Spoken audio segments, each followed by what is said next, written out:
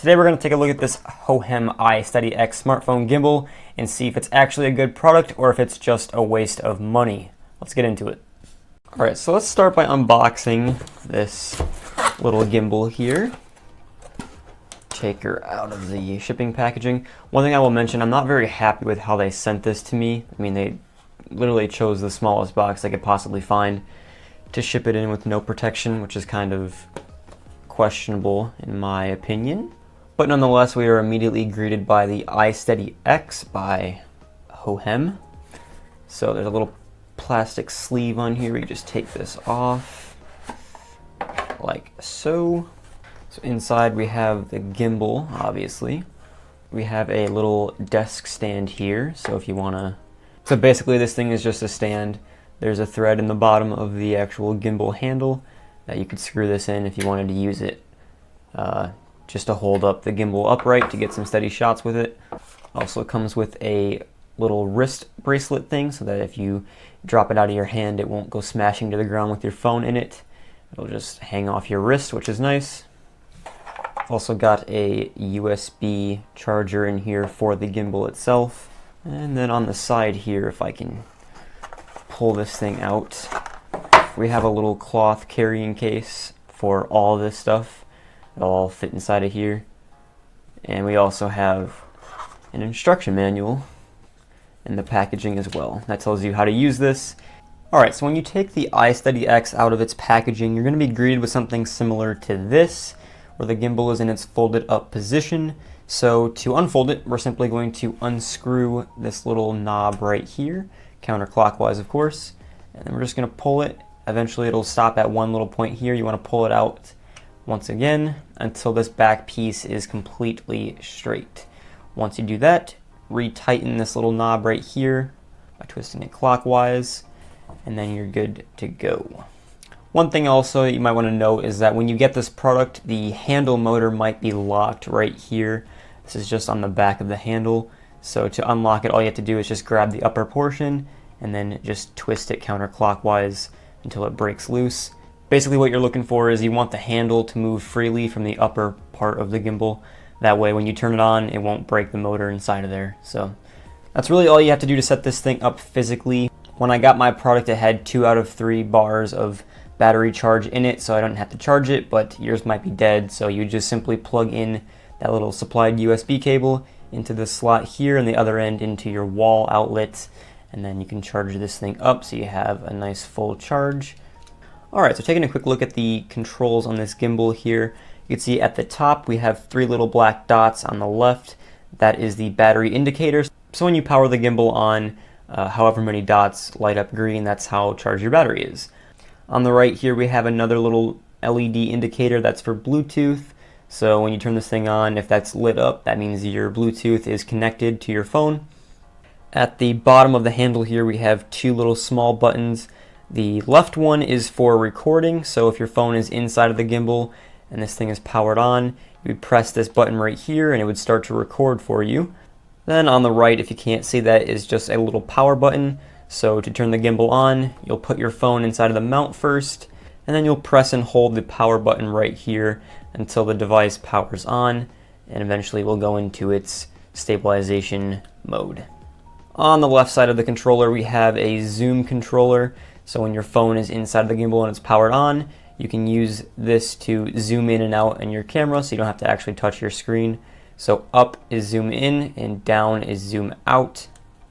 And last but not least, we have this big joystick in the middle of the controller here, which is what you would use to actually control the direction that your phone is facing inside of the gimbal. I was testing this product out earlier and it's actually very simple to use. It just takes a little bit to get used to the controls of it. There is no binding in any of these joints that spin to keep the phone stabilized while you're shooting your video. Everything feels nice and smooth and fairly high quality. In terms of the actual build quality itself, I gotta say I'm actually fairly impressed for how cheap this gimbal is compared to its competitors. It does have a nice hand feel to it. There is a good bit of weight in the head itself, but it's not too much.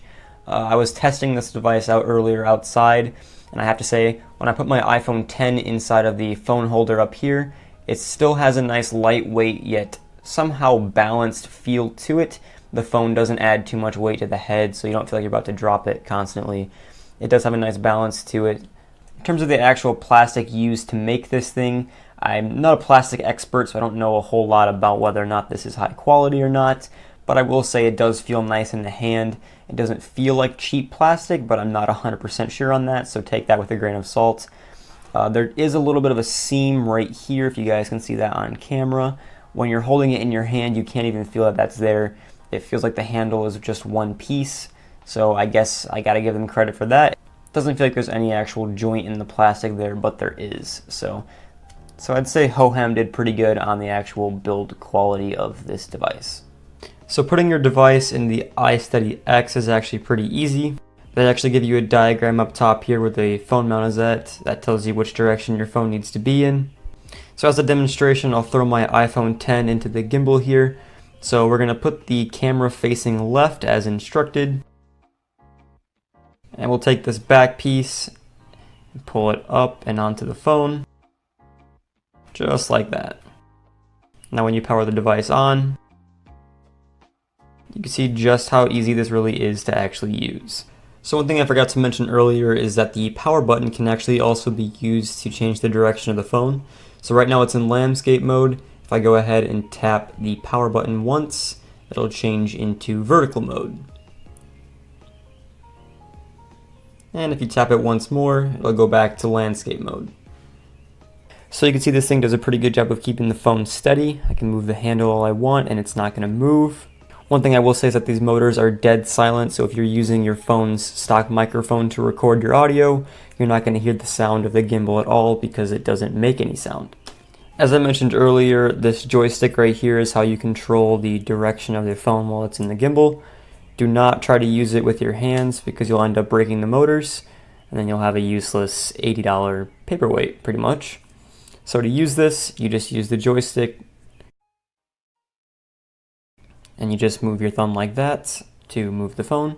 Left goes left, right goes right, and it's really as easy as that.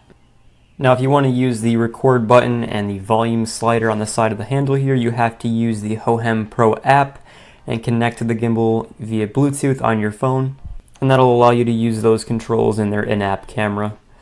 So now I'm going to take the gimbal outside and get you guys some shots so you can see what it looks like when you don't use the gimbal versus what it looks like when you do use it. And then you guys can decide if you think it's worth it to pay 80 bucks to buy this gimbal for your phone.